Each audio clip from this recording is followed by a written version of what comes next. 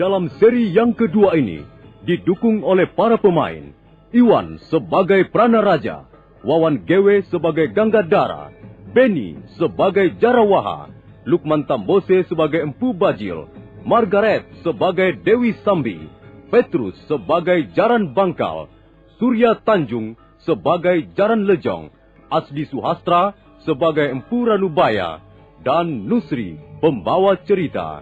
Selamat menikmati.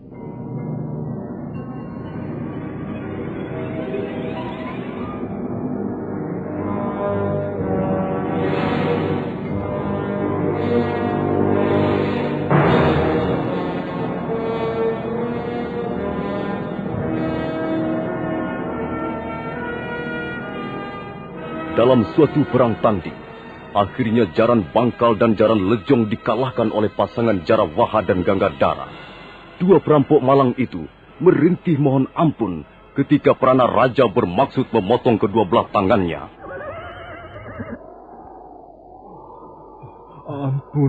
Ampun Tuan.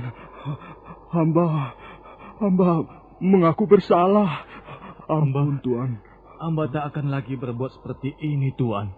Hamba bersumpah. Kalau perampok seperti kalian ini dibiarkan, maka yang akan mendapat kerugian besar adalah pemerintah Singasari. Hamba sudah kapok, Tuan. Hamba berjanji akan menjadi orang baik-baik, Tuan. Hamba tidak berani merampok lagi, Tuan. Sekarang kami sadar bahwa merampok adalah perbuatan yang tercela. Mengapa tercela? Sebab maksud hamba... Sudahlah Jaran Lejong. Orang seperti kalian tidak akan bisa berubah lagi. Ayo, mana tangan kalian? Ulurkan ke depan, ayo. Ampun Tuhan. Aduh, ampun Gusti. Tangan hamba jangan dipotong. Kalau tangan hamba dipotong, Tuan, dengan apa lagi kami harus bekerja? Iya, Tuan. Kalau kalian tidak mempunyai tangan, maka kalian tidak akan mampu merampok lagi. Itu yang penting. Ayo, cepat ulurkan tanganmu. Jangan. Iya. Jangan sampai Tuan Pranaraja marah, sehingga leher kalian yang harus ditebak. Ampun Tuhan.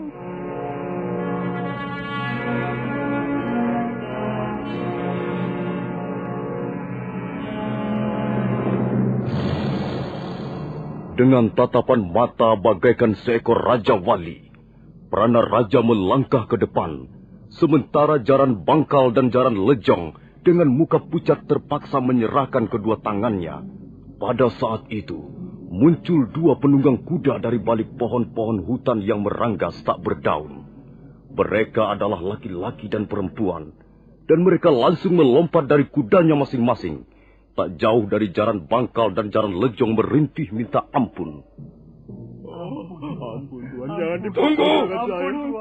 Apa yang terjadi? Aku akan memotong tangan dua perampok ini. Tenanglah. Jangan terburu nafsu. Ini bukan urusanmu. Kalian siapa? Dan apa tujuan kalian datang ke tempat ini? Apakah kami salah karena telah melewati jalan ini? Harap Tuhan bisa menahan diri sedikit. Baik. Kalian boleh terus lewat. Silakan. Semula kami memang hanya ingin melewati jalan ini. Tapi karena di sini telah terjadi sesuatu, maka tak ada salahnya kami ingin tahu. Bukan mau turut campur, hanya ingin tahu saja. Orang cebol, kau jangan membuka perkara baru dengan kami. Lewatlah kalau memang mau lewat. Jangan banyak cincong. Jangan kau kira aku tidak mengenal kalian ini. Rupanya prajurit-prajurit Singasari sudah mabok kemenangan hingga bicaranya seenak perutnya sendiri. Tutup mulut. Cukup, Ganggadara. Sebenarnya kalian mau apa? Kami tidak suka melihat perbuatan sewenang-wenang. Mereka perampok. Mereka orang-orang jahat. Barangkali mereka sudah membunuh puluhan manusia. Bukankah sudah sepantasnya dihukum? Janganlah Tuan menghukum tanpa bukti. Mari kita lihat, apakah dua orang ini telah melakukan kesalahan atau tidak. Siapa namamu? Nama saya Jaran Bangkal, Tuan. Dan kau? Saya Jaran Lejong, Tuan. Coba jawab. Apakah kalian telah merampok harta tuan-tuan ini? Berapa kampil emas yang telah kau ambil dari mereka? Berapa ringgit yang telah kalian rebut? Kami belum mengambil apa-apa, Tuan. Nah, bagaimana, Tuan? Bukankah tuduhan tuan-tuan kurang bukti? Memang, mereka memang belum sampai mengambil apa-apa. Tapi, mereka bermaksud merampok kami. Itu yang penting.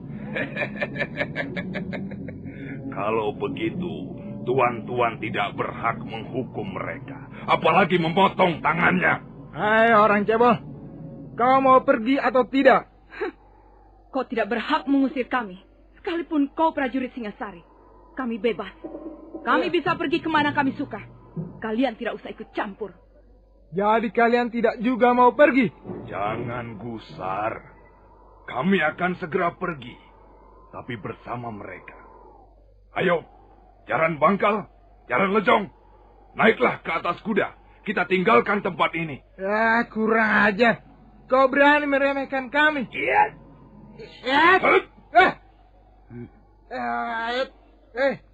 Kalian punya kebiasaan juga rupanya. Adi Ganggajara, rupanya dia ingin memamerkan kemampuan ilmunya. Kita ringkus saja sekalian. Iya. Siapa tahu mereka adalah juga komplotan merampok. Ayo. Cukup. Ada apa, Tuan? Tak ada manfaatnya berurusan dengan mereka. Tapi mulut si cebol dan perempuan itu sudah keterlaluan, Tuan. Cukup, kataku. Biarkan mereka pergi.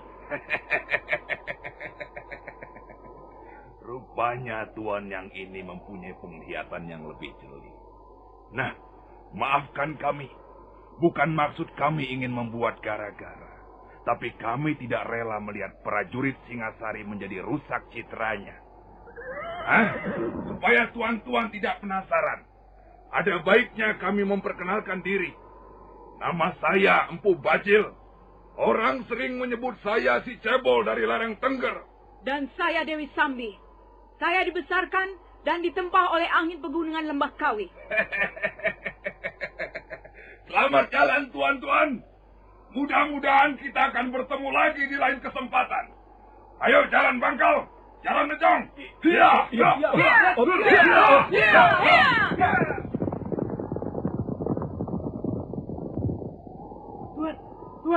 Tuan Pranaraja. Mengapa Tuan membiarkan mereka pergi? Iya, Tuan. Jelas, mereka orang-orang jahat, Tuan. Mereka pasti akan mengacau di tempat lain. Kita sedang mengemban tugas penting. Karena itu, kita jangan membuat masalah dengan orang-orang seperti mereka. Tapi, orang-orang itu sudah berani menghina kita, Tuan. Iya, Tuan. Sudah seharusnya mereka dihukum cambuk. Gangadara, mereka tidak dapat kau samakan dengan Jaran Bangkal dan Jaran Lejong. Ilmu kanuragan dua orang itu cukup tinggi. Bagaimana Tuan bisa mengukurnya? Dari sikapnya, dari pandangan matanya, juga dari kecepatan geraknya. Aku yakin, kalau sampai kita terlibat perkelahian dengan mereka, kita akan mendapat kesulitan besar. Sudahlah, mari kita lanjutkan perjalanan.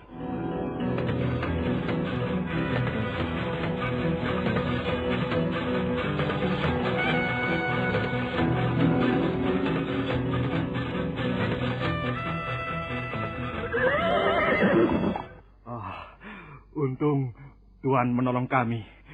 Kalau tidak, kami akan menjadi orang tak berguna lagi, Tuan. Iya, Tuan. Karena kami akan kehilangan tangan kami. Iya, Tuan. Prajurit-prajurit Singasari itu tidak akan berani melakukannya di depanku. Iya, benar, Tuan.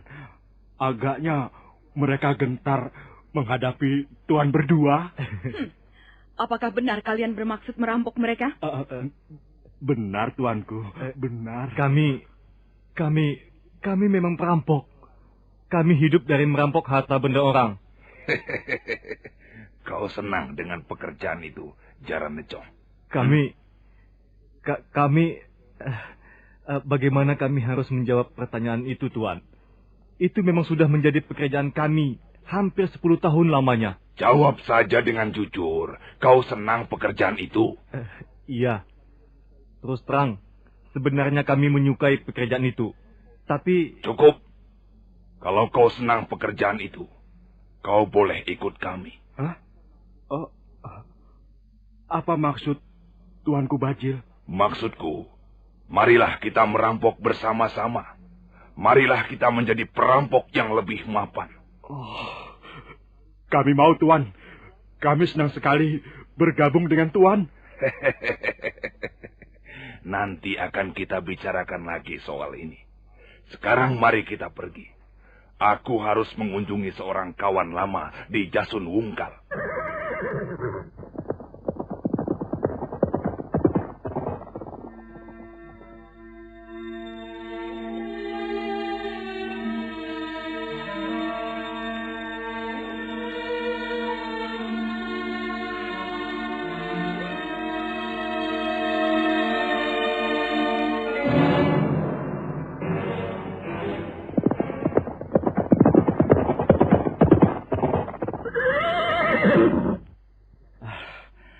Kita sudah 3 pal masuk ke wilayah desa Kurawan, Tuan. Iya.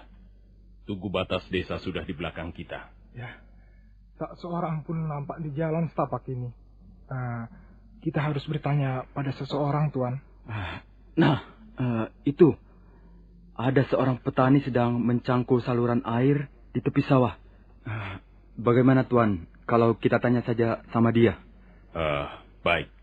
Mari kita tanya di mana rumah Empu Hanggareksa.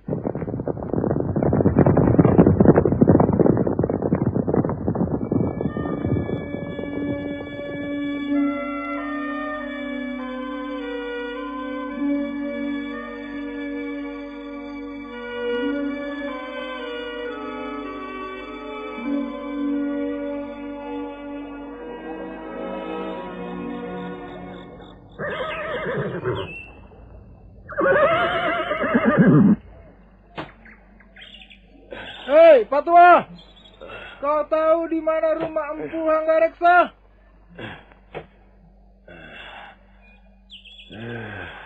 Siapa yang memotong saluran airku ini? Dasar maling. Hei, Pak Tua!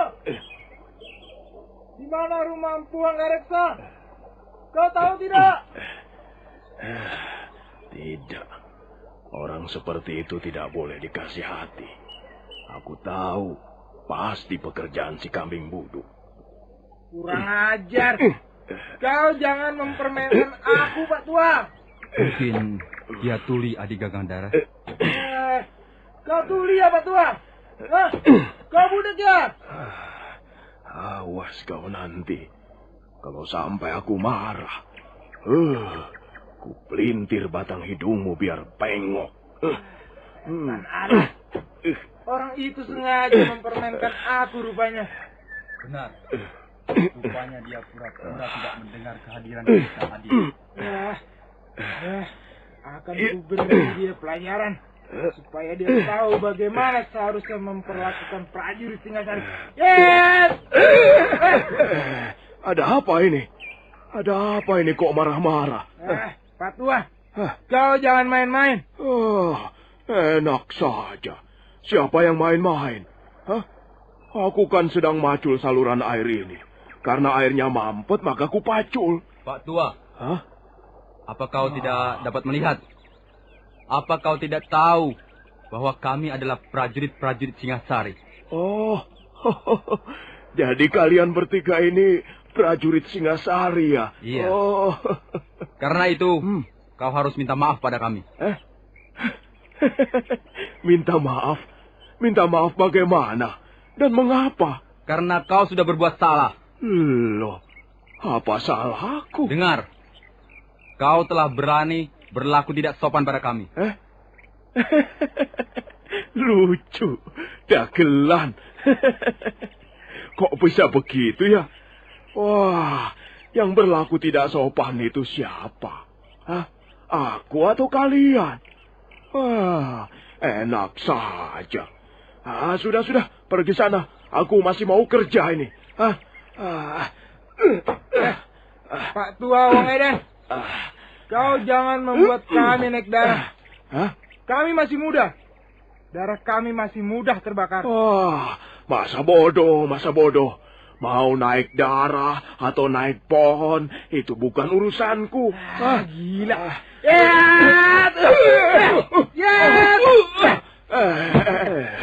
Kau ini mau apa sebenarnya, anak muda? Aku mau membuatmu berkubang dalam lumpur itu. Awas, Pak Tua. Tahan seranganku. Tunggu. Hentikan banyolan murah ini. Pak Tua. Iya.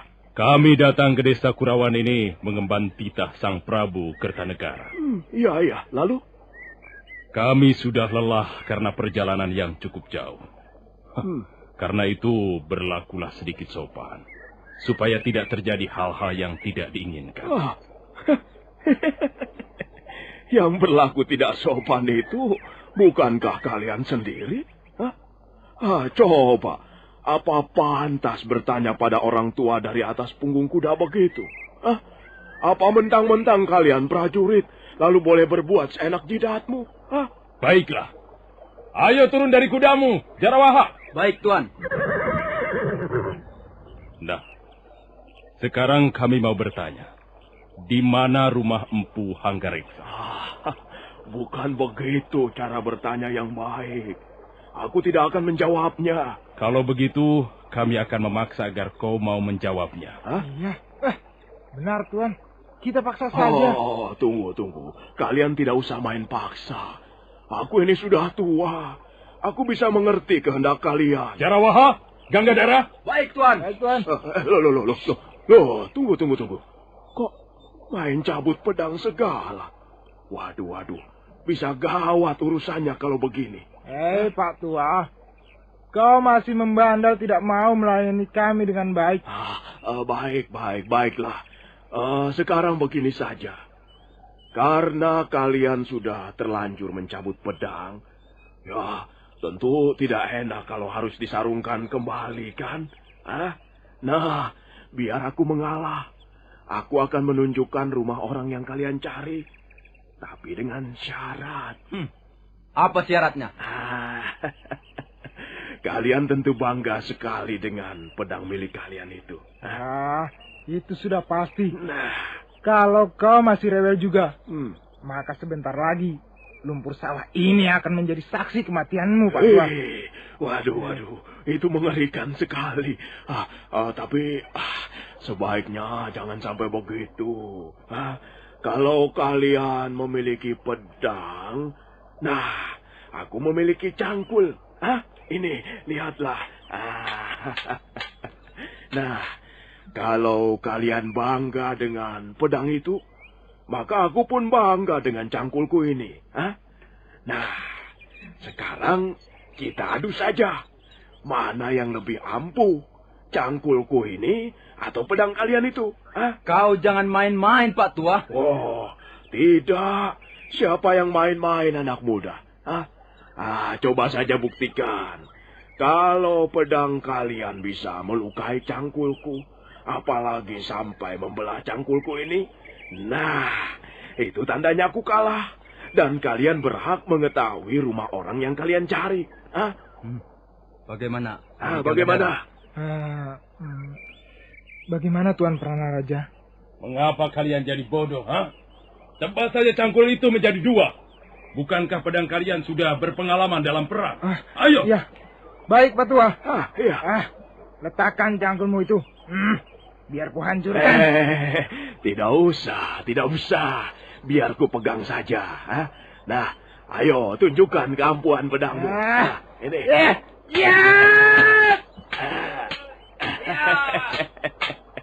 Tidak apa-apa toh. Tidak apa-apa ini. Ini lecet pun tidak. Ayo lagi. Yang lebih keras lagi. Ya, ayo. Kurang asam. Ya. Ayo terus. Mana? Ayo. Aku ingin melihat senjata kebanggaan prajurit-prajurit Singasari. Minggir, Adi Gangadara.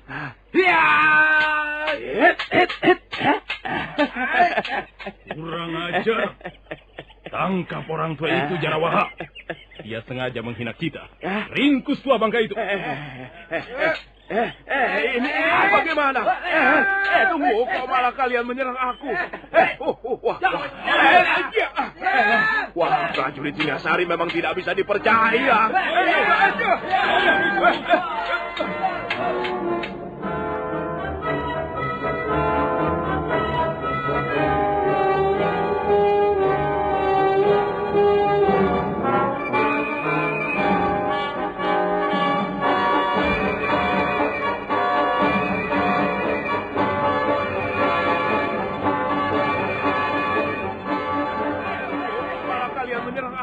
Jarawaha dan Gangadara terus menyerang orang tua itu yang menggunakan cangkulnya untuk menangkis pedang lawan.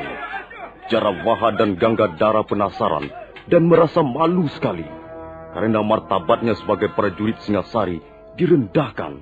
Nah, para pendengar sekalian, siapakah sebenarnya orang tua itu dan bagaimana akhir pertarungan tersebut? Silakan mengikuti kelanjutannya pada seri berikutnya. Sampai jumpa.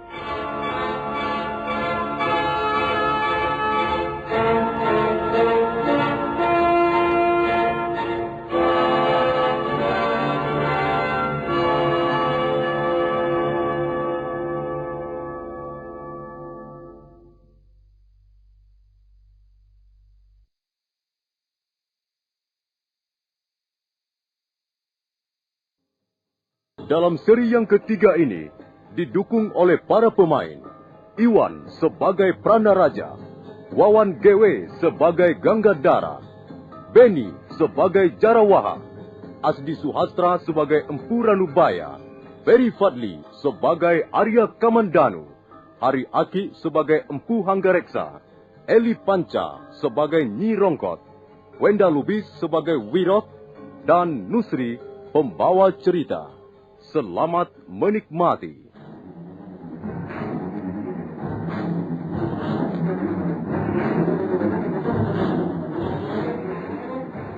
Pranaraja akhirnya turun tangan karena dirasa sikap petani tua itu sudah keterlaluan. Sebagai orang berpangkat yang sedang mengemban titah raja, dia merasa tersinggung dan diremehkan. Kemudian, dia memerintahkan agar Jarawaha dan Gangadara bertindak.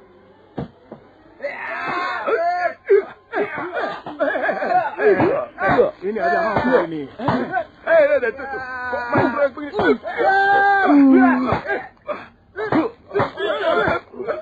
Tiga. Mundur Jarawaha. Menepilah Gangadara. Si tua bangka ini agaknya punya kepandaian juga, Tuan. Mundur kataku. Pak Tua. Jadi kau mau pamer kepandaian di depan kami? Hah? Apa? Aku mau pamer kepandaian? Teman-temanmu itulah yang sok jago. Mentang-mentang prajurit Singasari, lalu main tendang, main pukul, main keroyok. Ya, tentu saja aku tidak mau diperlakukan seperti itu. Kalau kau masih berkeras tidak mau melayani kami dengan baik, aku yang akan turun tangan. Sekarang ternyata kau yang ingin pamer kepandaian di depanku. Pak Tua, lihat. Aku membawa tanda pengenal dari istana. Kau tahu artinya? Tidak. Kurang ajar. Jawabanmu semakin memerahkan telinga. Aku sendiri yang akan menghajarmu, Pak Tua.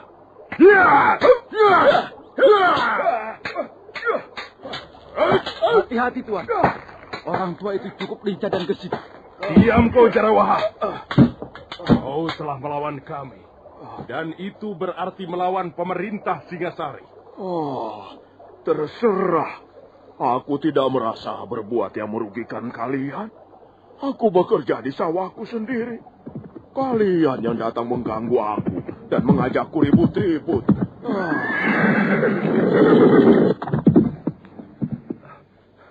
Ada apa, Paman Ranubaya?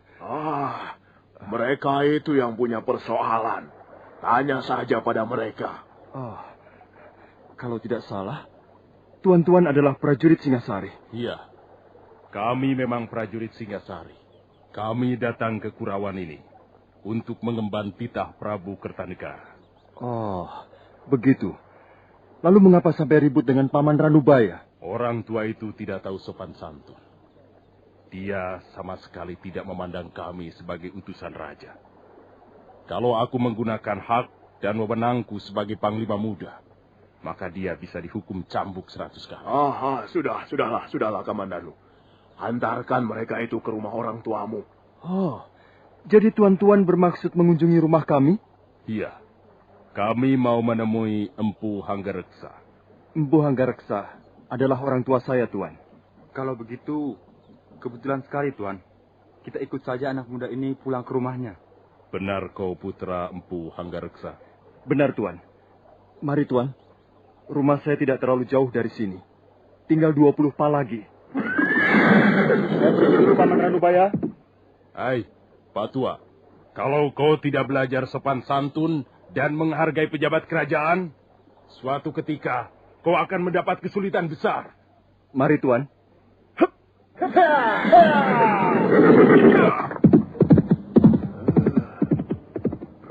Prajurit Singasari. Apa yang mereka andalkan sebenarnya?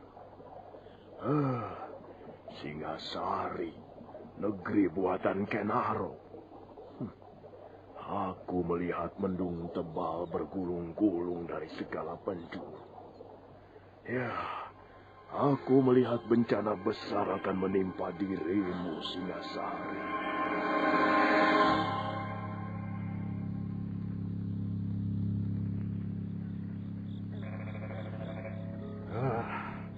Mari tuan-tuan, silakan minum dan silakan mencicipi makanan desa Kurawan. Terima kasih Tuan Hanggareksa. Kami ikut merasa gembira dan bangga mendengar kebijaksanaan Sang Prabu Kertanegara. Wah, beliau itu raja yang arif, adil dan bijaksana. Beliau tak pernah melupakan budi baik seseorang, sekalipun orang itu berasal dari kalangan bawah. Kita semua ikut menikmati hasil yang telah dicapai pemerintah Singasari. Ya, benar, Tuan. Dengan diresmikannya prasasti Camunda, maka siapa saja yang dianggap berjasa membantu Singasari melebarkan sayapnya akan mendapat hadiah. Dan dalam hal ini, tak terkecuali Tuan Hanggareksa, sebagai seorang ahli membuat senjata, tentulah jasa Tuan tidak dapat dianggap kecil. Bukan begitu, Jarawaha? Betul, Tuan. Betul sekali. Ya. Bagaimana seorang prajurit bisa berbuat banyak di medan peperangan kalau tidak dibekali senjata yang ampuh? Dan senjata buatan Tuan Hanggareksa sudah terkenal ampuh. Prajurit Madura, Bali, dan terakhir pasukan Suwarna Bumi sudah membuktikan sendiri keampuhan senjata ciptaan Tuan. Tuan-tuan terlalu memuji saya. Saya sudah merasa senang dan bangga kalau bisa bekerja dan mengabdi pada pemerintah Singasari. Ini sungguh, Tuan. Dalam hal ini, saya bekerja tanpa pamrih apa-apa. Kami percaya, Tuan.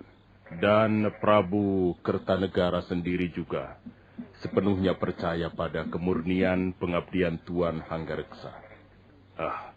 Itulah sebabnya Tuan diharapkan hadir dalam pertemuan di bulan Bhadrapada nanti. Sang Prabu ingin bertatap muka dan bicara langsung dengan orang-orang yang telah membantu beliau. Saya ini kan orang desa. Orang kecil yang tidak punya arti apa-apa. Karena itu, saya sangat terharu mendengar sikap Sang Prabu yang begitu mulia. Oh ya, kami ingin menanyakan sesuatu pada Tuan. Soal apa, Tuan Pranaraja? Sebelum kami bertemu dengan Arya Kamandano, putra Tuan, kami sempat bertengkar dengan seorang petani tua yang sedang mencangkul saluran air di sawahnya. Iya, betul, Tuan. Wah, Orang tua itu benar-benar kurang ajar sekali, Tuan. Dia sama sekali tidak takut pada kami, walaupun tahu bahwa kami membawa amanat seorang raja. Ya, di samping kurang ajar, dia juga telah berani menghina pemerintah Singasari. Ini yang saya kira tidak bisa diampuni. Ya, saya pikir otaknya tidak genap lagi. Apa benar begitu, Tuan? Jangan hiraukan dia, tuan-tuan. Jangan dimasukkan ke hati. Putra Tuan memanggilnya dengan sebutan paman. Apakah Tuan masih tersangkut hubungan kerabat dengan orang itu?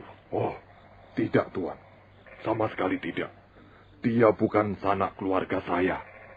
Kami dulu memang pernah bersahabat. Tapi sekarang kami tidak pernah bertemu lagi. Walaupun masih satu desa. Mungkin benar seperti yang dikatakan Gangadhara. Dia agaknya kurang beres otaknya. Ya, mungkin saja, Tuan. Soalnya saya sudah lama sekali tidak pernah bertemu dengannya. Siapa nama orang itu, Tuan? Namanya Empu Ranubaya. Sudahlah, Tuan. Lupakanlah saja. Dia barangkali tidak bermaksud sungguh-sungguh. Saya jamin, dia tidak akan berani mengganggu tuan-tuan lagi. Baiklah. Maaf, Tuan Hanggareksa. Kami ingin istirahat. Silahkan, tuan-tuan, silahkan. Ruangan sudah disediakan untuk sekedar, merebahkan badan. Maaf, beginilah keadaan rumah kami. Serba sederhana. Maklumlah rumah desa, Tuan. Ini sudah lebih dari nyaman, Tuan. Bi, apakah tamu-tamu sudah tidur, Bi? Mereka sudah masuk ke ruangan tidurnya masing-masing, Gusti. Entahlah, apa sudah tidur atau belum. Kemana Kamandanu dan Dwi Pangga? Angger Kamandanu, hamba lihat sedang membersihkan keris di ruang pusaka. Sedang Angger Dwi Pangga, seperti biasa, sedang sibuk menulis daun-daun rontal. Oh, iya. Aku mau pergi sebentar, Bi Rongkot. Kau tutup saja pintunya, ya. Baik, Gusti Hanggareksa.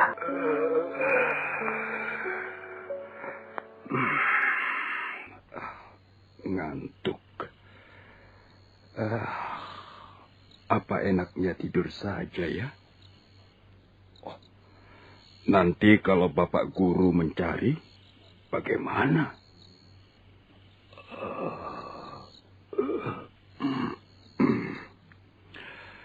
Ya, guruku memang orang aneh. Susah ditebak. Sukar diketahui apa kemauannya.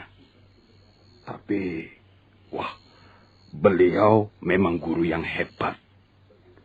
Dalam hal ini, dalam hal pembuatan senjata pusaka, di seluruh Singasari ini, bahkan mungkin di negeri-negeri lain, kukira belum ada yang mampu menandinginya.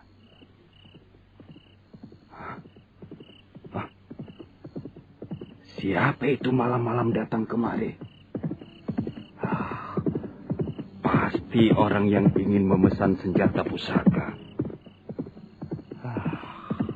Dia pasti kecewa. Sebab guru sudah tidak melayani pesanan senjata pusaka lagi.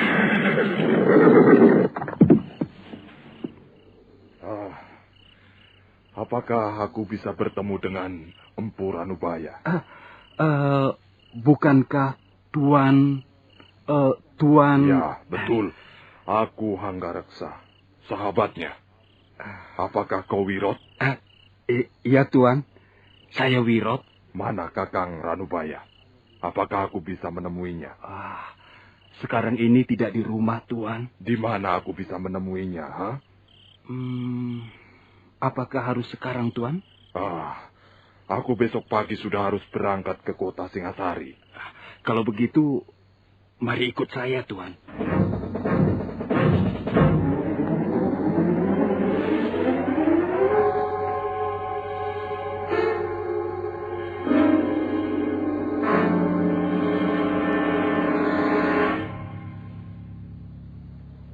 Wah, tidak ada, Tuan. Biasanya guru ada di sini. Apa yang dilakukannya di sini malam-malam begini, ha? Guru memang sering berlaku aneh. Beliau punya kegemaran yang tidak jamak dimiliki orang lain. Biasanya dia duduk di sini, di atas akar pohon ini, sambil memandang bulan yang berkaca di permukaan air sungai itu. Ya, beliau kadangkala betah duduk di sini sampai menjelang pagi, Tuan. Mengapa begitu? Mestinya gurumu lebih mapan. Karena sekarang usianya sudah agak lanjut. Saya hanya seorang murid, Tuan. Pengetahuan seorang murid terbatas. Paling banter sebatas pinggang gurunya, Tuan. Iya.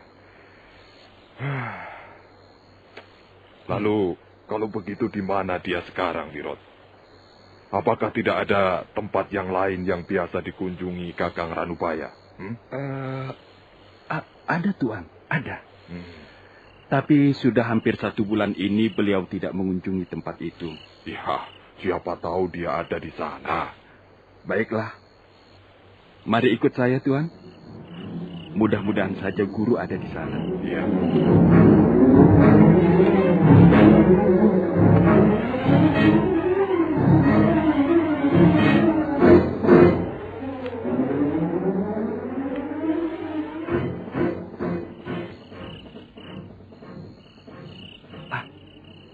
Sepertinya juga tidak ada, Tuan. Pintu gubuk sudah tertutup rapat. Gubuk jerami ini milik siapa, Wirot? Milik beliau juga, Tuan. Saya yang membuat. Tempat ini biasa dipergunakan guru untuk menikmati mangkok tuaknya, Tuan. Oh, begitu. Rupanya Kakang Ranubaya sudah bergaul dengan api dalam cawan itu. Iya. Kadangkala beliau mabuk dan tertidur di atas tumpukan sabut kelapa. Kasihan Kakang Ranubaya. Mungkin akhir-akhir ini dia banyak mendapat kesulitan dalam hidup. Rasanya tidak, Tuan. Beliau biasa-biasa saja. Hidupnya sangat sederhana. Yang jelas beliau tidak pernah memusingkan persoalan-persoalan duniawi. Kalau tidak, mengapa dia minum tua? Soal itu, beliau pernah berkata pada saya, Tuan. Wirot, aku tahu api ini panas. Bisa membakar hangus tubuhku, juga jiwaku. Tapi aku tidak takut terbakar. Bukan karena aku putus asa. Di dalam cairan ini aku bisa menemukan Ranubaya yang sesungguhnya. Bukankah seluruh isi dunia ini mabuk? Dan bukankah mabuk itu ada banyak ragamnya? Mabuk kekuasaan, mabuk pangkat dan harta, mabuk wanita, mabuk kebiar dan gemerlapnya ketenaran. Nah, aku sengaja memilih mabuk tuak saja, karena tidak berbahaya. Paling-paling aku sendiri yang akan mengalami bencana, dan bukan orang lain. Lagi pula, mabuk tuak murah harganya. Hanya 10 beribil sudah bisa sampai ke tujuan. Kakang Ranubaya berkata begitu, Wirot? Betul, Tuan. Hal itu sudah lebih dari 10 kali pernah dikatakannya pada saya. Pendapat seperti itu tidak benar. Aku tidak setuju. Tapi ini adalah hak setiap orang. Baiklah. Sekarang kemana lagi kita harus mencarinya, Wirot? Kemana lagi ya? Wirot, Iya. masih ada tempat lain yang biasa dikunjunginya? Ada, Tuan. Ada. Tapi apa lagi?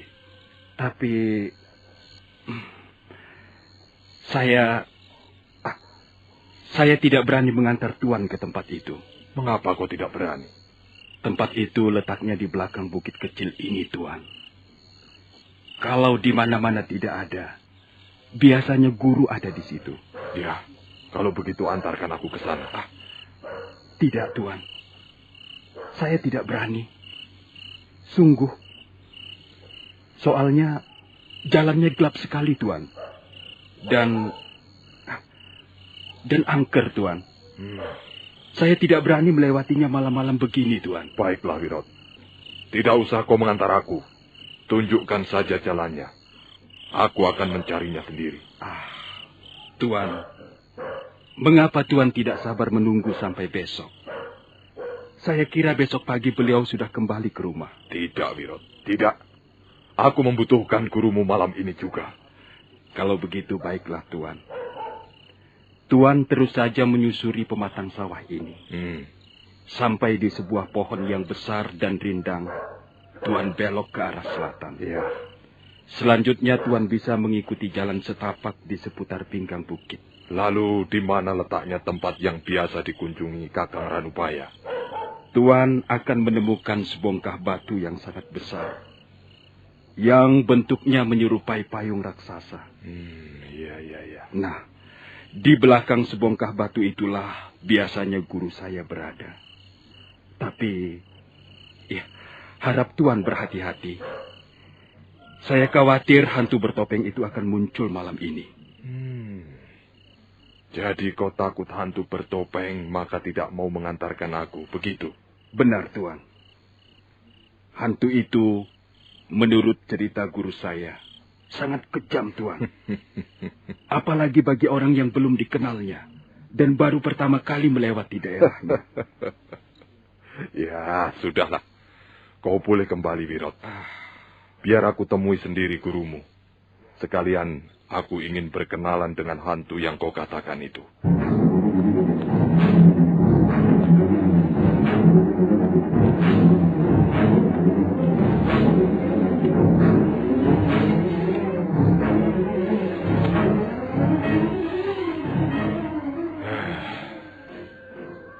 Memang benar apa yang dikatakan Wirot. Gelap sekali tempat ini. Untung aku sempat mencabut obor minyak jarak di depan gubuk itu tadi. Kalau tidak, mataku tidak bisa melihat apa-apa. Tempat ini memang menyeramkan. Untuk apa Kakang Ranubaya pergi ke tempat seperti ini malam-malam begini? Empu Hanggareksa baru saja akan melangkah untuk melanjutkan perjalanannya ketika mendadak sebuah bayangan berkelebat ringan. Kurang ajar. Siapa kau? Bayangan itu tidak menjawab sapaan Empu Hanggareksa, melainkan terus menyerang. Jawab pertanyaanku. Kaukah hantu yang menunggu tempat ini?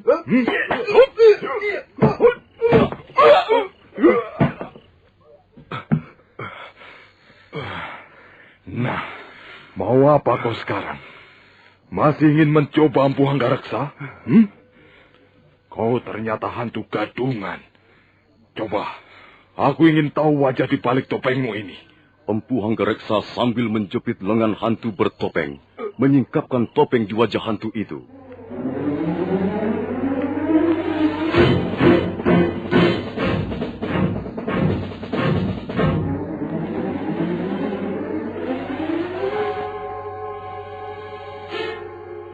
Topeng putih yang terbuat dari bulu kambing domba itu tersingkap. Pada saat itu, muncul bulan dari balik awan hitam. Empu Hanggareksa terkejut. Nah, para pendengar sekalian, siapakah hantu bertopeng itu? Dan apa maksudnya menjadi hantu di tempat itu?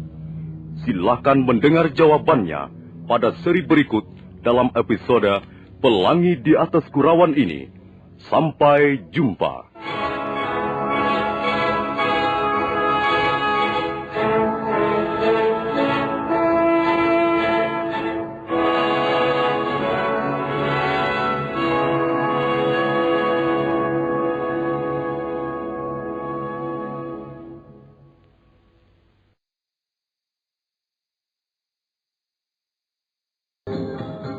Dalam seri yang keempat ini, didukung oleh para pemain, Hari Aki sebagai Empu Hanggareksa, Wenda Lubis sebagai Wirot, Asdi Suhastra sebagai Empu Ranubaya, Iwan sebagai Prana Raja, Benny sebagai Jarawaha, Wawan Gewe sebagai Ganggadara, M. Abud sebagai Arya Dwi Pangga, Ferry Fadli sebagai Arya Kamandanu, Eli Panca sebagai Nyi Rongkot, dan Nusri pembawa cerita.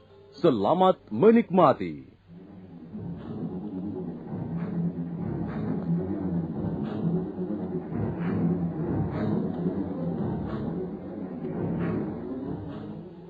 Malam gelap gulita.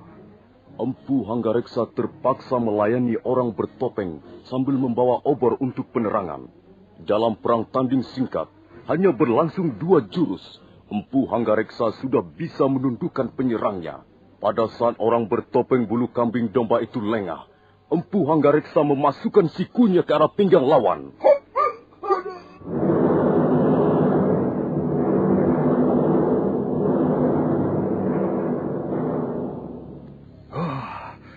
Ternyata kau hantu gadungan.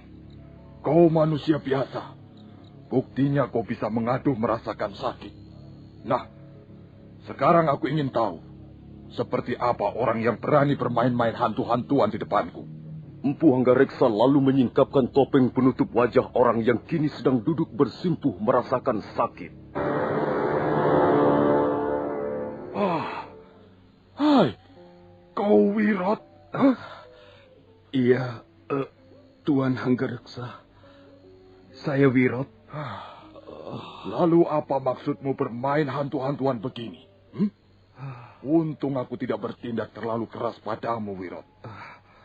Maaf, Tuan. Saya ditugaskan oleh guru untuk menjaga tempat ini. Selama guru berada di dalam sanggar pemujaan. Oh, begitu.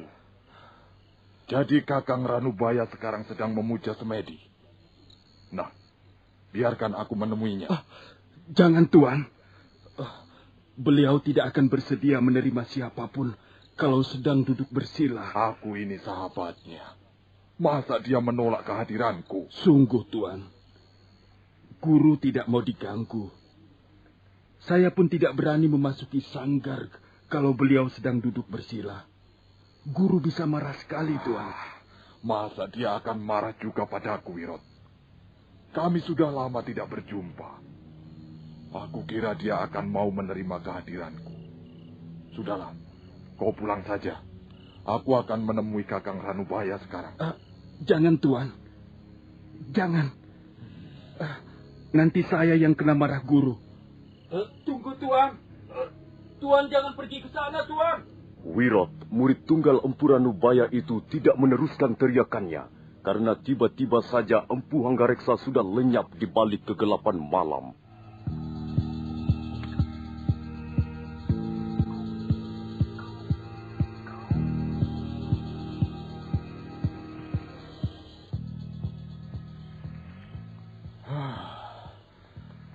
Rupanya inilah batu besar yang menyerupai payung raksasa. Seperti yang dikatakan Wirot itu. Lalu di mana letak sanggar pamujan itu? Barangkali di balik batu ini.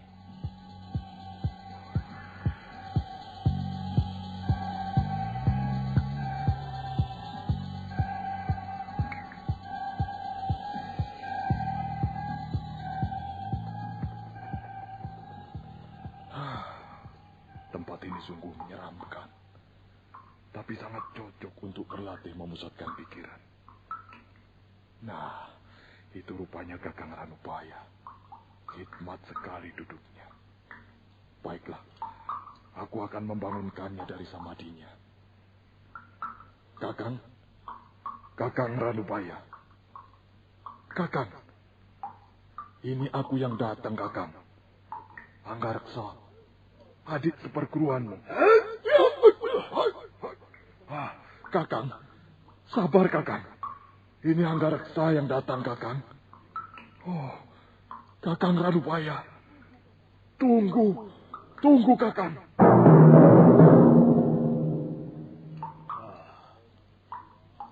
Apa kau manusia atau setan gentayangan yang suka menggoda orang duduk bersila? Aku ini Hanggareksa, Kakang. Bukan nama yang kutanyakan.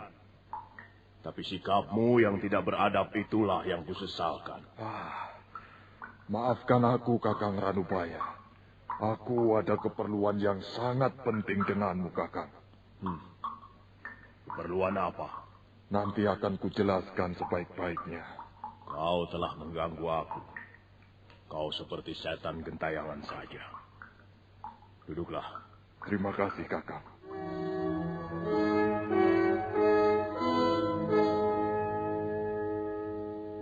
Menurut pendapatku, ini adalah kesempatan yang sangat berharga.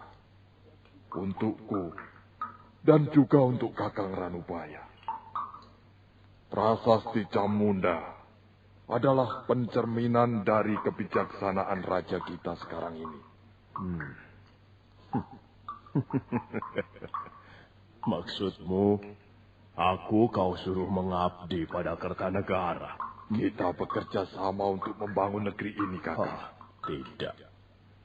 Aku tidak akan berkhianat pada bisikan hati nuraniku. Kakang, pendirianmu itu tidak mempunyai dasar berpijak yang jelas, Kakang. Hanggareksa, kalau selama ini aku mau bekerja membantumu menciptakan senjata pusaka, sama sekali itu bukan karena Kertanegara. Itu kulakukan hanya demi persaudaraan kita. Kau adik seperguruanku, dan aku ingat kata-kata guru sebelum wafat, bahwa kita hendaknya bekerja saling bahu-membahu. Amanat guru memang patut kita pelihara dan laksanakan dalam kehidupan kita, Kakang. Lalu mengapa Kakang Ranubaya sekarang berubah? Karena kau pun kulihat semakin hari semakin berubah, Hanggareksa. Tidak, Kakang. Tidak, Kakang. Aku masih tetap Hanggareksa yang dulu. Wujud lahirmu memang tidak berubah. Tapi kehidupan batinmu yang mulai menyimpang, Hanggareksa. Kau mulai gila kehormatan, gila kedudukan dan harta. Kau mabuk kehidupan mewah dan serba gemerlap. Itulah sebabnya kau kelihatan gembira dan bangga mendapat undangan resmi dari Kertanegara. Aku kira adalah pantas untuk merasa bangga jika seseorang mendapat perhatian secara khusus dari raja. Tidak semua orang. Iya. Barangkali bagi mereka yang tinggi hati. Tidak. Hanggareksa, ada dua hal penting yang membuat aku tak mau membuat senjata pusaka untuk Kertanegara. Pertama, karena Kertanegara adalah keturunan Kenaro. Dan kedua, karena aku tak ingin lagi melihat karyaku dilumuri darah ribuan manusia tak berdosa. Perasaanmu terlalu halus, Kakang Ranubaya. Kau pandai dan berbakat sekali menciptakan senjata pusaka. Kau adalah murid paling berbakat di antara kami. 3 serangkai saudara seperguruan. Tapi sayang sekali, watakmu terlalu keras dan mudah patah. Aku tidak mau dipaksa melakukan sesuatu yang tak kuinginkan, Hanggareksa. Sekalipun itu untuk keberhasilan, untuk mengabdi pada negara dan orang banyak. Hanggareksa, ukuran keberhasilan bagi orang yang satu dan yang lain tidak sama. Demikian pula cara mengabdi pada negara dan masyarakat. Masing-masing orang punya gayanya sendiri-sendiri. Jadi aku telah gagal datang kemari. Ya, kau telah gagal sebelum kau keluar dari pintu rumahmu, Hanggareksa. Baiklah. Aku akan datang sendiri ke istana untuk memenuhi undangan Sang Prabu. Tapi kalau misalnya Kakang Ranubaya berubah pikiran, datanglah besok ke rumahku. Kita berangkat bersama-sama ke Singasari untuk memperoleh penghargaan dari istana. Berangkatlah sendiri saja, Hanggareksa. Jangan memikirkan diriku. Kita berbeda jalan.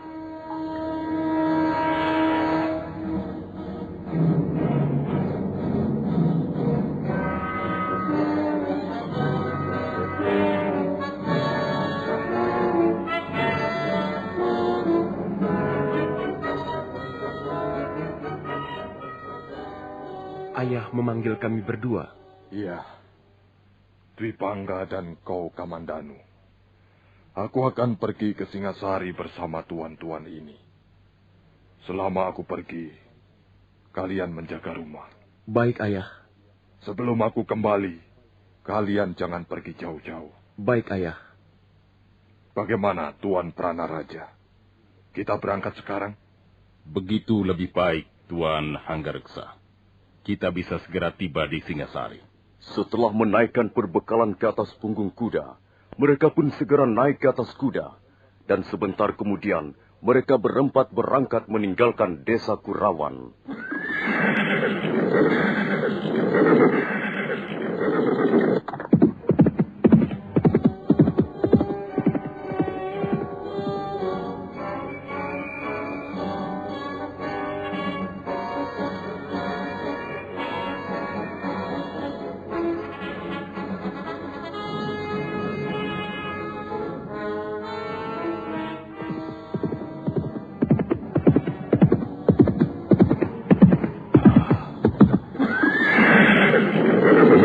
Kami dicegat dua perampok itu, Tuan. Iya. Lihat saja. Pohon itu masih melintang di tengah jalan. Benar, Tuan. Pohon itu sengaja dirobohkan untuk menghalangi jalan kami, Tuan. Jaran Lecong dan Jaran Bangkal. Iya. Itulah nama mereka, Tuan. Iya. Kemudian datang lagi dua orang yang juga belum kami kenal. Mereka laki-laki dan perempuan. Mereka mengaku bernama Empu Bajil dan Dewi Sampi. Bagaimana dengan logat bicara mereka? Ya, sepertinya bukan logat bicara daerah di sekitar sini, Tuan. Iya. Bicaranya agak kaku, seperti logat bicara orang dari daerah Gelang-Gelang. Iya. Akhir-akhir ini memang banyak orang dari Gelang-Gelang berkeliaran keluar masuk desa. Iya. Kita tidak usah khawatir karena pemerintah Singasari selalu waspada. Apakah ada yang berdiri di belakang mereka itu, Tuan? Tuanku Lembu Sora mencurigai Raja Gelang-Gelang sendiri. Jaya Katwang? Iya. Raja bawahan Singasari itu memang agak mencurigakan. Tapi semua itu tentu saja belum ada bukti yang bisa dipertanggungjawabkan. Dengan begitu, pemerintah Singasari belum berani bertindak terlalu jauh. Ya, kalau memang Jaya Katwang mau membuat kekacauan dengan orang-orangnya, bisa terjadi pertumpahan darah sesama saudara. Bukankah Jaya Katwang itu masih besan Prabu Kertanegara sendiri? Benar, Tuan. Arda Raja, putra Jaya Katwang, telah memperistri salah seorang putri sang Prabu. Bukan hanya besan, Kakang Jarawaha. Prabu Kertanegara itu putra Prabu Seminingrat atau Ranggawuni. Nah, adik sang Prabu Kertanegara yang bernama Nararya Turuk Bali dipersunting Jaya Katwang. Jadi di samping besan, sebenarnya Jaya Katwang masih adik ipar sang Prabu Kertanegara sendiri. Iya. Karena itu sang Prabu sama sekali tidak percaya mengenai desas-desus bahwa Jaya Katwang berdiri di belakang kerusuhan yang melanda Singasari dan sekitarnya. Sang Prabu malah mencurigai negara-negara taklukan seperti Kerajaan Sunda atau Madura. Bahkan sang Prabu memerintahkan agar kita semua waspada terhadap dua orang pembesar istana yang telah diberhentikan. Maksudku Arya Wiraraja atau Banyakwide dan Sang Ramapati. Tapi mungkin juga dua orang itu menjadi biang keladinya karena sakit hati. Baiklah. Mari kita teruskan perjalanan, Tuan. Saya kira kita tidak perlu menginap di Jasundungkal. Kita bisa terus berkuda sampai Rabut Jarat dan menginap di desa kecil itu. Mari, Tuan Pranaraja. Tak baik kita terlalu lama berada di tempat ini.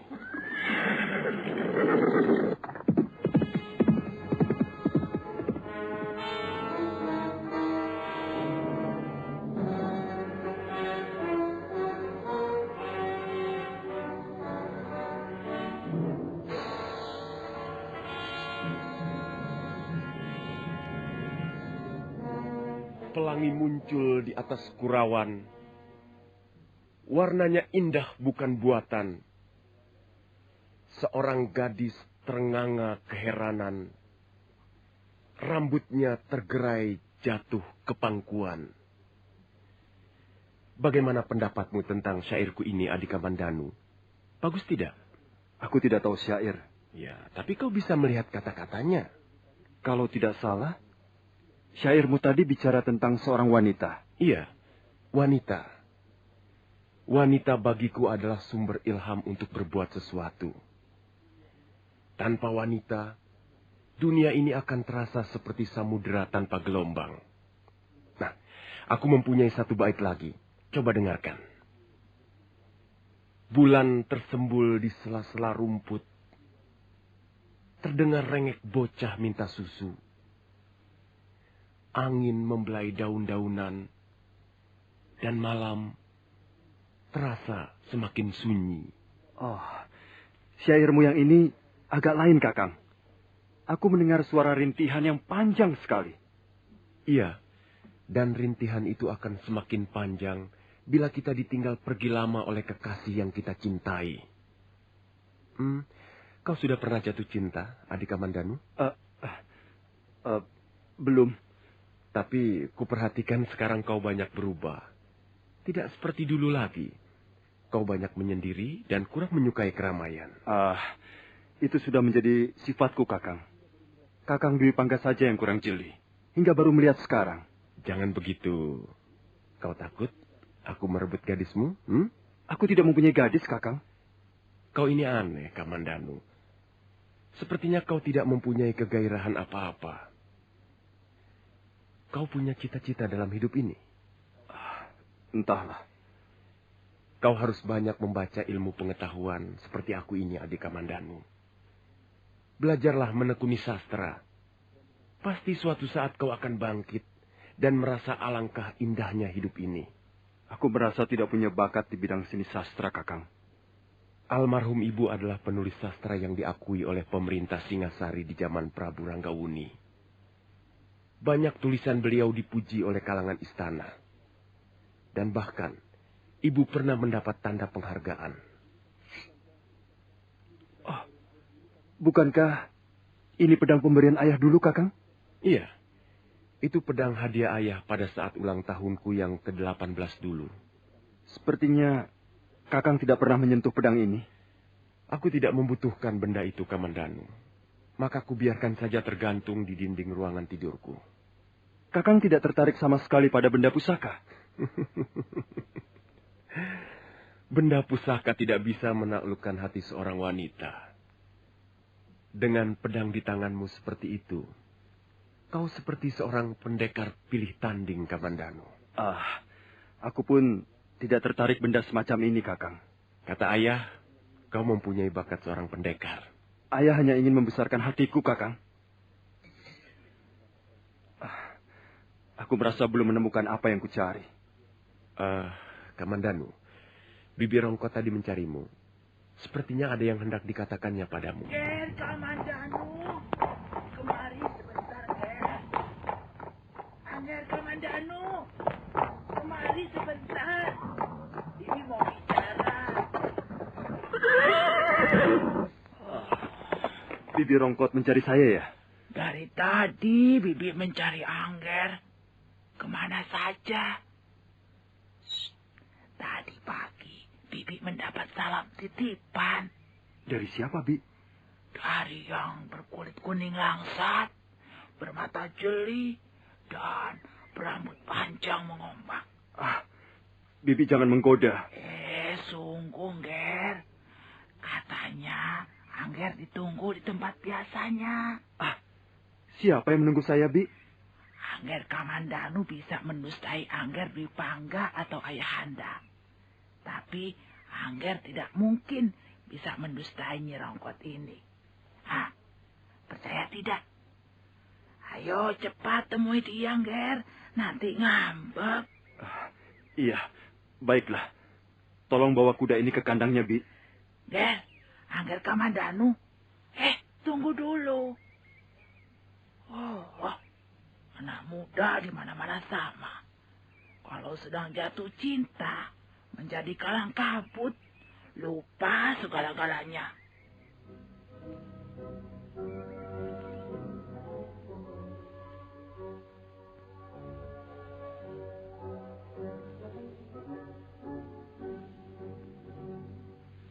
Bibi telah menipu aku. Mana? Aku tidak melihat Nari Ratih di sini. Hanya rumpun ilalang yang kulihat di sana-sini. Nari Ratih. Putri Rekyan Wuru itu memang cantik sekali. Sudah 3 bulan lamanya kami bergaul dan bertemu di tepi padang ilalang ini. Tapi entahlah. Apakah mungkin dia mencintaiku? Masa Bibi Rongkot berdusta? Dia tidak pernah mendustaiku. Hei, apa ini? Oh, sepertinya aku kenal benda ini. Tusuk konde yang biasa dikenakan Nari Ratih untuk mengancing uraian rambutnya yang hitam dan panjang. Tapi, mengapa tusuk konde ini tergeletak di sela-sela daun ilalang? Jangan-jangan telah terjadi sesuatu atas diri gadis itu. Arya Kamandanu menimang-nimang tusuk konde itu. Tiba-tiba hatinya berdebar-debar.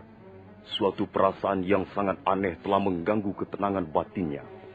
Nah, para pendengar sekalian, bagaimana kelanjutan kisah ini? Apa yang akan dialami pemuda desa Kurawan itu? Silakan menunggu seri berikutnya. Sampai jumpa.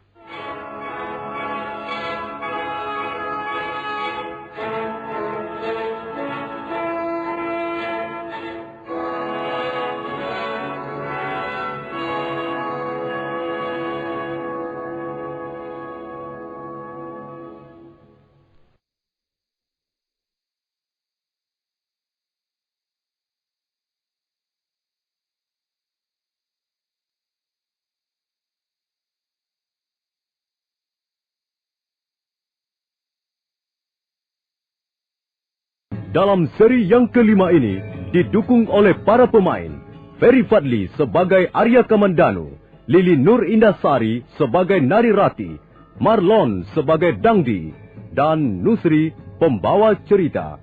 Selamat menikmati. Arya Kamandanu menimang tusuk konde yang sudah begitu dikenalnya. Tusuk konde berkepala kuning keemasan itu sering dilihatnya menghiasi rambut Nari Ratih.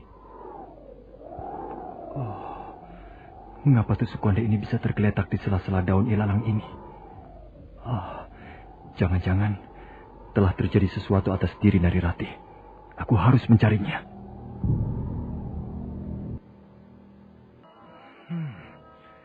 Semak belukar ini kusut. Seperti bekas dilewati orang dengan semena-mena. Ada setangkai kembang melati berserakan di sini. Nari Ratih juga sering mengenakan kembang melati untuk menghias rambutnya. Kalau tidak salah, di depan itu ada bangunan kuno, Candi Walandit. Jangan-jangan Nari Ratih dibawa orang dengan paksa ke sana. Aku ingin membahagiakanmu, Ratih. Bagaimana kau bisa membahagiakan aku? Aku Dangdi, adalah anak kepala desa Mangunjur. Aku punya harapan hidup serba kecukupan. Orang tuaku cukup kaya. Kalau kau mau menjadi istriku, kau akan senang dan bahagia. Tidak, aku tidak mau. Ratih, banyak gadis lain yang mendambakan menjadi istriku. Mereka juga cantik, dan bahkan ada yang anak orang terpandang. Aku bisa memilih salah satu di antara mereka. Kalau begitu, pilih saja. Apa susahnya? Mengapa kau masih mengganggu aku? Ya, itulah Ratih. Walaupun gadis-gadis itu cantik, tapi Nari Ratih, anak Rekyan Wuru, jauh lebih cantik. Karena itu aku memilih kau. Ratih, aku berjanji, aku akan menjadi seorang suami yang baik. Kau tidak akan menyesal, percayalah. Dangdi, kau tidak perlu berjanji apa-apa. Karena aku tidak bersedia menjadi istrimu. Ratih, Kau jangan membuat hatiku panas. Tentu saja hatimu panas. Karena kau menginginkan yang tidak-tidak. Rati, aku sudah lama sekali mengenalmu. Sejak kau masih kecil, sampai sekarang menjadi gadis kembang desa Manguntur. Apa kau tidak pernah merasakan getaran perasaanku, Rati? Dangdi, sejak dulu kita bersahabat. Dan sampai sekarang pun masih tetap bersahabat. Jangan kau kotori persahabatan kita dengan niatmu mengawini aku. Rati, aku ingin hubungan kita lebih dari sekedar persahabatan. Tidak bisa. Aku tidak bisa meluluskan permintaanmu itu, Dangdi. Lebih baik kau segera berpaling pada gadis lain. Semua menjadi rusak gara-gara anak tukang membuat senjata itu. Sejak kehadiran Kamandanu, sikapmu padaku berubah menjadi pahit. Arya Kamandanu seorang pemuda yang baik. Aku akan menerima dan bersahabat dengan siapa saja yang hatinya mulia. Jadi kau mencintainya? Itu adalah rahasia pribadiku. Kau tidak berhak mengetahuinya. Apa kelebihan Kamandanu itu? Aku yakin kau tidak akan bahagia hidup bersamanya. Kamandanu hanya anak seorang tukang pandai besi.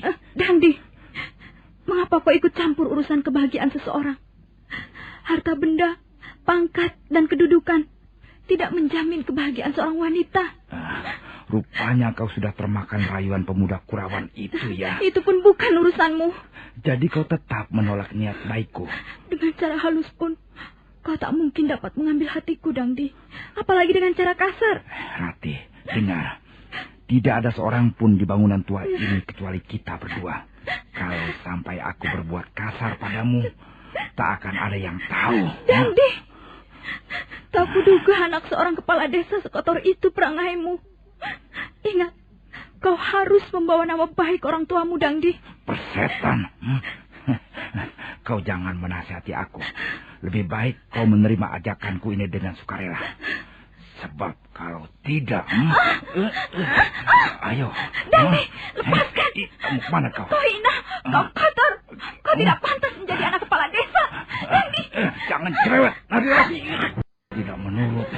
Aku akan membuatmu malu, Narirati. Kau biadab, binatang.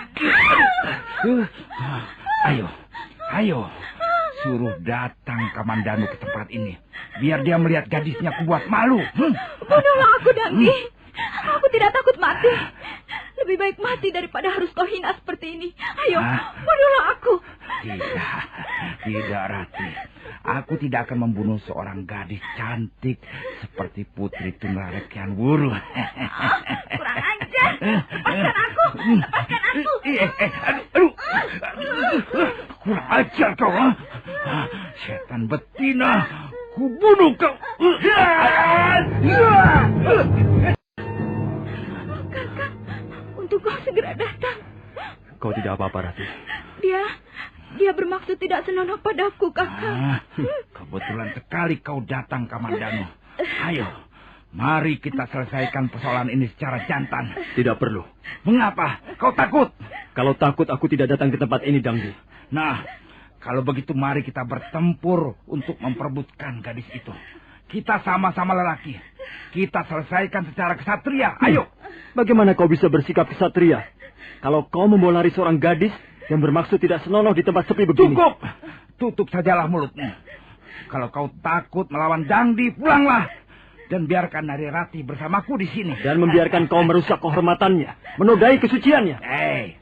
Jangan merasa dirimu paling bersih, Kamandanu. Setidak-tidaknya aku tidak sekotormu, Dangdi. Anak kepala desa Manguntur. Kurang ajar kau.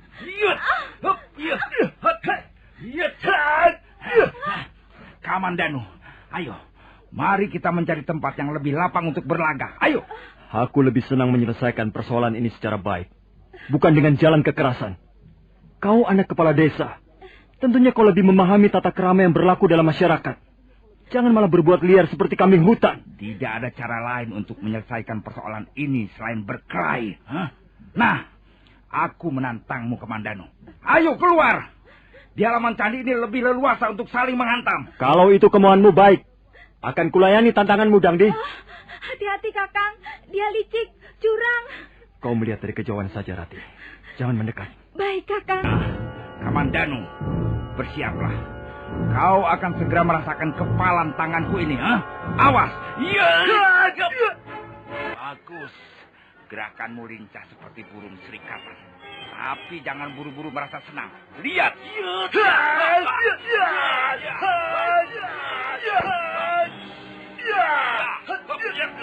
Dangdi menyerang dengan kencang. Sementara Arya Kamandanu berusaha melayani lawannya sambil sekali-sekali balas menyerang. Maka demikianlah, halaman Candi Walandit yang kanan kirinya banyak tanaman liar itu menjadi arena pertarungan dua anak muda. Sementara di atas anak tangga candi, seorang gadis melihat jalannya pertarungan sambil sekali waktu menggigit bibirnya yang merah. Ayo Kamandanu, kau ganti menyerang. Jangan hanya bermain-main loncat-loncatan seperti bajing kurang makan. Baiklah Dangdi, akan kuturuti permintaanmu. Arya Kamandanu sekalipun tidak bisa dikatakan pendekar, tapi paling sedikit dia pernah belajar ilmu kanuragan dari Empu Hanggareksa ayahnya. Lain halnya dengan Dangdi yang tak pernah tahu aksaranya ilmu tata berkelahi, hanya main hantam dan seruduk seperti kelakuan seekor babi. Nah, bersiaplah Dangdi.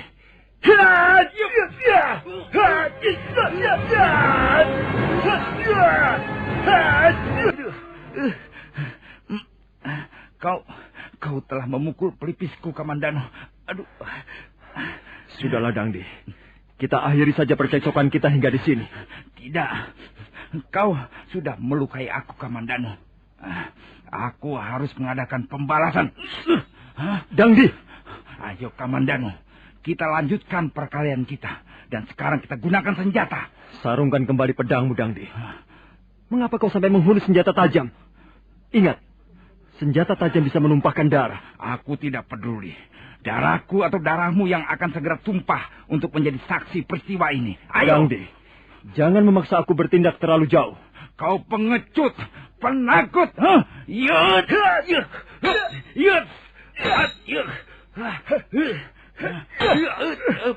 Dangdi, kalau kau masih nekat menyerang, jangan salahkan kalau aku sampai membuatmu cedera. Hentikan!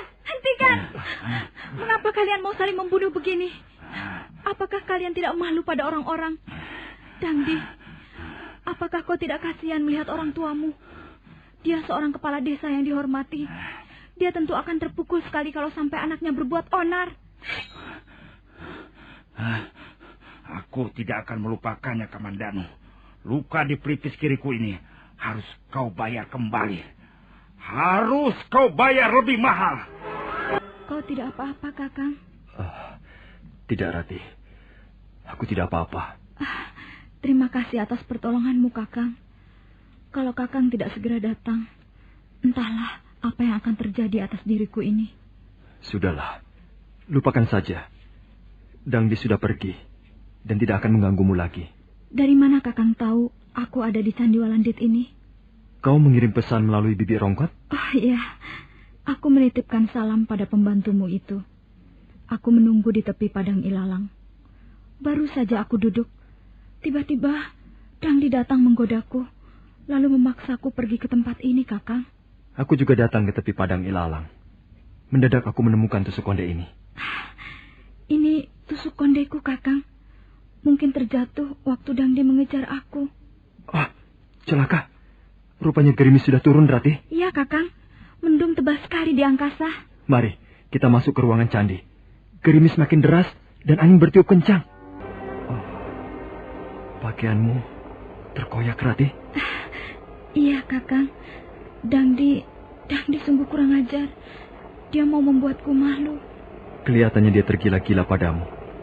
Dan karena kau tidak menanggapinya, dia nekat. Aku benci melihat laki-laki seperti Dangdi. Dia sok kaya dan sok berani. Buktinya, dia tidak mampu menandingi Kakang Kamandanu. Kakang, lihat, ada pelangi di sebelah sana. Aku sudah melihatnya sejak tadi, Rati. Mengapa Kakang diam saja? Mengapa tidak memberitahu aku? Aku tahu. Kakang Kamandanu sudah bosan melihat pelangi, bukan? Pelangi itu indah sekali. Tapi apa, Kakang? Tapi aku dibuatnya kesal. Aku benci. Mengapa? Karena aku tidak mungkin menggenggamnya. Aku hanya bisa menikmatinya dari kejauhan saja. Kalau Kakang ingin menggenggam pelangi, Kakang harus dapat menjerat leher burung Garuda. Nah, Kakang lalu naik di punggung burung raksasa itu, terbang ke angkasa. Itu mustahil. Bisa saja. Kakang jangan putus asa. Tidak, Ratih. Pelangi itu terlampau jauh, terlampau indah, tapi mustahil kumiliki untuk selamanya. Kau tidak percaya? Sebentar lagi dia akan lenyap begitu saja. Kakang cepat berputus asa. Kasihan nasib pelangi itu kalau sampai harus lenyap begitu saja. Seharusnya Kakang berusaha untuk menggenggamnya dalam tanganmu yang perkasa itu. Sudahlah, Ratih. Mengapa bicara kita jadi ngelantur ke sana kemari? Kakang, aku dingin. Di situ banyak angin. Pindah saja ke sebelah sana. Agak merapat ke dinding batu. Aku mau duduk di sini saja, dekat denganmu supaya hangat. Kau juga dingin, Kakang? Aku sudah terbiasa melawan udara dingin, Ratih. Kakang Kamandanu, apakah kau tidak tahu bahwa aku mencintaimu? Mengapa kau tidak bisa membaca isi hatiku? Nari Ratih, aku mencintaimu, tapi aku ragu-ragu. Aku bimbang. Jangan-jangan aku bertepuk sebelah tangan. Bagaimana perasaanmu, Kakang? Apa maksudmu, Ratih? Kau senang kita berada di tempat seperti ini? Iya. Tapi kita tidak boleh terlalu lama berada di sini. Nanti kau ditunggu-tunggu ayahmu. Kakang Kamandanu, mengapa kau tidak mau berterus terang padaku? Katakanlah bahwa kau mencintai Nari Ratih, dan diriku ini akan menjadi milikmu selamanya. Oh, Ratih, aku memang pengecut. Entahlah, mengapa aku menjadi pengecut seperti ini. Apakah aku terlalu tinggi hati? Coba genggamlah tanganku ini, Kakang. Bukankah dingin sekali seperti air telaga di puncak gunung? Ayo, Kakang, genggamlah tanganku. Apakah bibirku membiru karena dingin? Katakanlah, Kakang. Oh, aku gemetar. Aku menggigil bukan karena udara dingin. Tangan Nari Ratih sangat halus, seperti tangan Dewi Supraba dari Kayangan. Dan pandangan matanya sangat lembut. Kakang, mengapa kau tidak mau duduk merapat padaku?